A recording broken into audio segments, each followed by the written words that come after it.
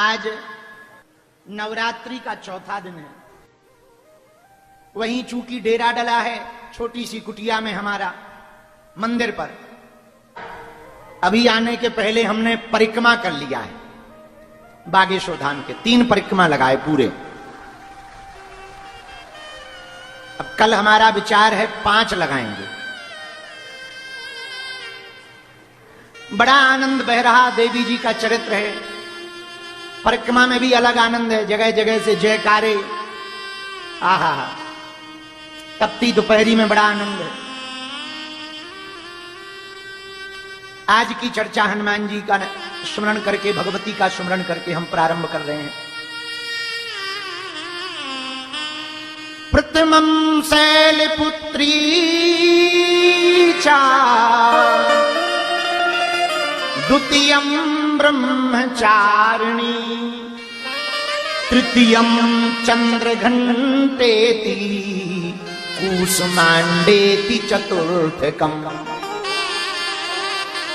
आज का दिन है कूष्मांडा देवी का। किसका है? बोलो बोलो बोलो। आज की पूजा मां कूष्मांडा की होती है। कूष्मांडा का अर्थ क्या होता?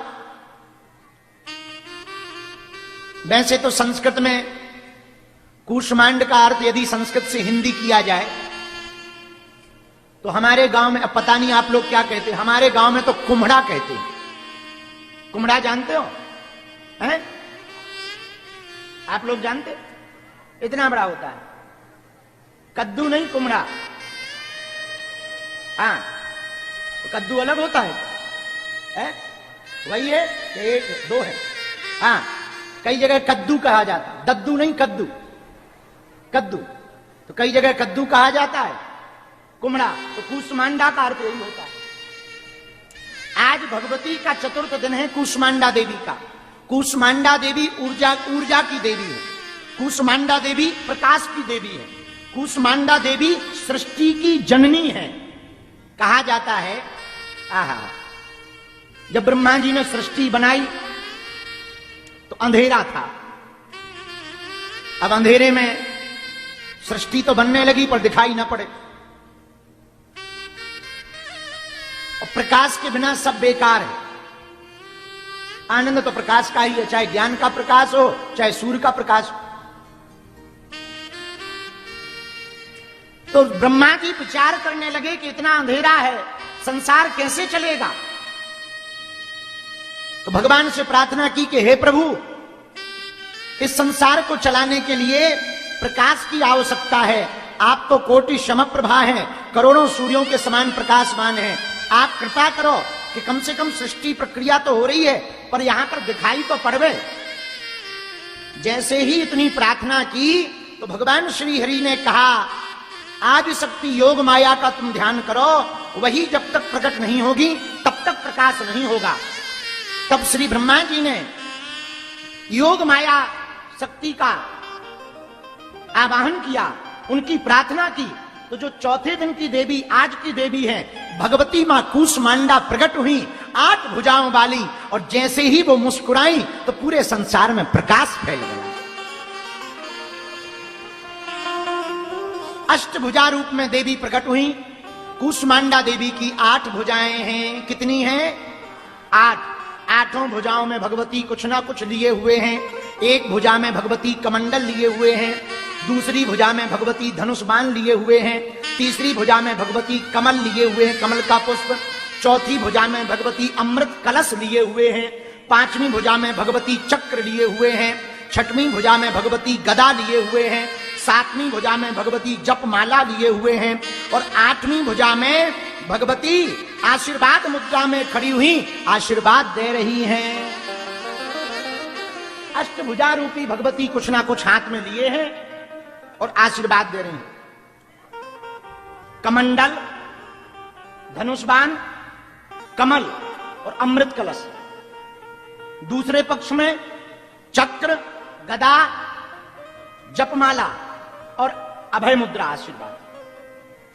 अष्टभुजा रूपी भगवती प्रकट भई। ब्रह्मा जी ने कहा, हे देवी, पूरे संसार में अंधेरा है, आप कृपा करो। भगवती कूष्मांडा देवी मुस्कुरा पड़ी और जैसे ही वो मुस्कुराई, उनके मुस्कुराते ही पूरे विश्व में प्रकाश फैल गया। आज के दिन मतलब नवरात्रि के चतुर्थ दिन, चौथे दिन, जो भी साधक मां कूष्मांडा की उपासना करके कुम्हड़ा का प्रसाद भगवती को चढ़ाएगा, वो दीर्घायु भी होगा और उसकी रोग प्रतिरोधक क्षमता बढ़ जाएगी। तो शाम की पूजा में हो सके तो ऐसा कर लेना। बोलो भगवती कूष्मांडा देवी की। हर हर हर हर। आहा, धन्य है भगवती, इतने रूप हैं भगवती के, क्या कहना। आज हम पढ़ रहे थे 10 महाविद्या के बारे में। भगवान शिव की 10 महाविद्या हैं। कितनी है? 10। उन पर हम एक एक दो दो करके चर्चा शुरू करेंगे तो आपको नवीनतम जानकारी प्राप्त होगी। उसके पहले एक बात कहना चाह रहे, ध्यान से सुनना, बुरा ना मानना। सुख और दुख बाहर नहीं है, हम लोगों के मन का खेल है। क्या? सुख और दुख बाहर हम लोगों के मन का खेल है। मान लो तो सुख है, ना मानो तो दुख है। मन के हारे हार है, मन के जीते जीत। मन के हारने पर हार है, मन के जीतने पे जीत है। अच्छा, आप कहोगे गुरुजी आप लंबी लंबी फेंक रहे हो, ऐसे कैसे सुख दुख बाहर नहीं है? होता है, बिल्कुल नहीं होता। हम बिल्कुल आपको प्रमाणित करके कह देंगे कि 1% ना सुख है दुनिया में, ना 1% दुख है। आप कहोगे बड़े उल्लू हो, हम तो दुखी दुखी हैं गुरुजी। अरे तुम उल्लू हो, इसलिए दुख है। यदि सुख और दुख बाहर होता तो एक ही वस्तु से कई लोगों को सुख मिल जाता, उसी से कई लोगों को दुख मिल जाता। यदि सुख होता तो सबको सुख मिलना चाहिए कि नहीं? बोलो हाँ या ना। यदि दुख होता तो सबको दुख मिलना चाहिए कि नहीं? ऐसे समझो, अच्छी भयंकर बारिश होने का मौसम हो जाए, काले काले बादल छा जाएं, मेघ गड़गड़ाने लगे, बिजली चमकने लगे, भयंकर अंधेरा हो जाए, ओ पानी बरसने वाला है। अब देखना जरा, जैसे ही बादल आए तो जिस किसान को खेती करनी है, हल चलाना है, वो तो क्या कहेगा? वाह भगवान, बरसो राम जी, बरसो बरसो, खूब बरसो, आहा बरसो। वो चिल्लाएगा कि नहीं?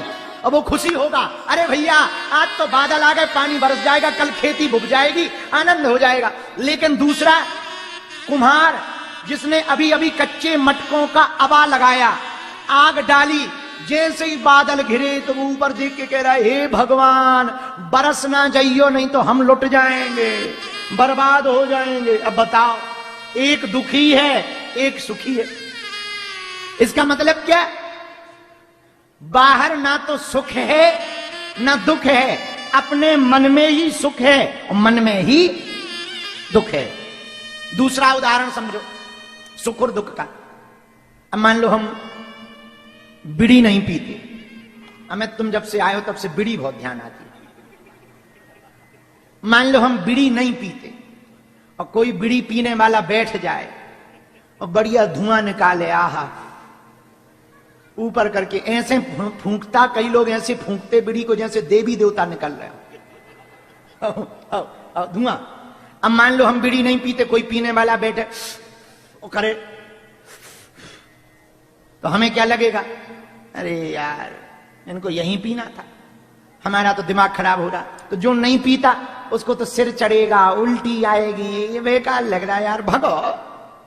लेकिन जो पीता है,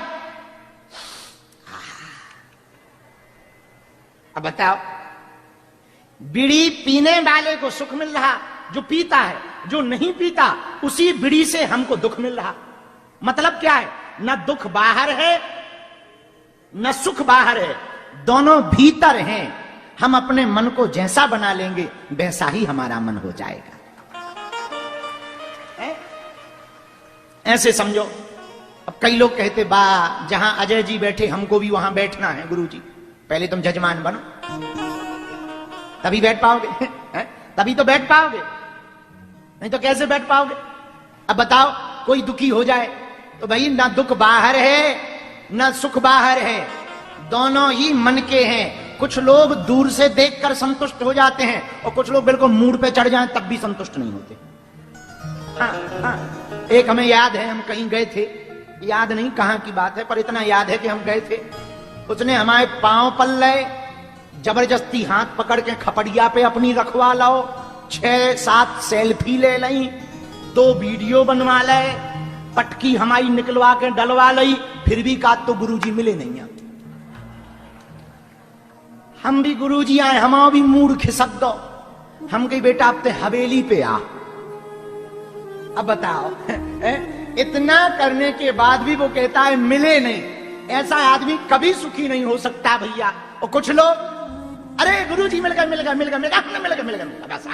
गए, कहां गए? अरे गुरुजी मिले थे, अभी यहां से निकले, लो इतने में ही आनंद हो जाता। इसका मतलब अंदर ही सुख है और अंदर ही, न बाहर सुख है न बाहर। एक प्रार्थना और करें, बुरा ना मानना, कह दो करो। आदमी साधनों से सुखी नहीं होता है, पर साधना से जरूर सुखी होता है। साधन जान गए ना भैया? साधन का मतलब है व्यवस्था। व्यवस्थाओं से सुख कभी नहीं मिलता, व्यवस्थाओं से आगी लगी आलस आओ।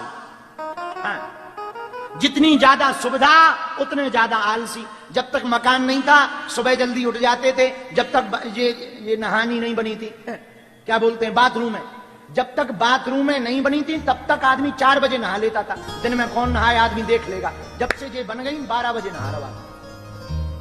जय बजरंगबली। हाँ, तो सुविधाएं आ गई तो देखो आलसी हो गए कि नहीं हो गए?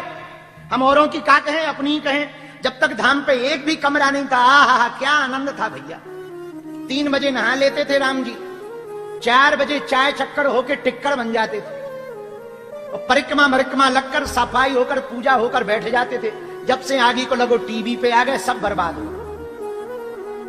अब भई गति सांप छछूंदर सी, जैसे सांप ने छछूंदर खा ली, तो ना उगलत बन रहा हो ना निगलत बन रहा हो, वही हालत हो गई।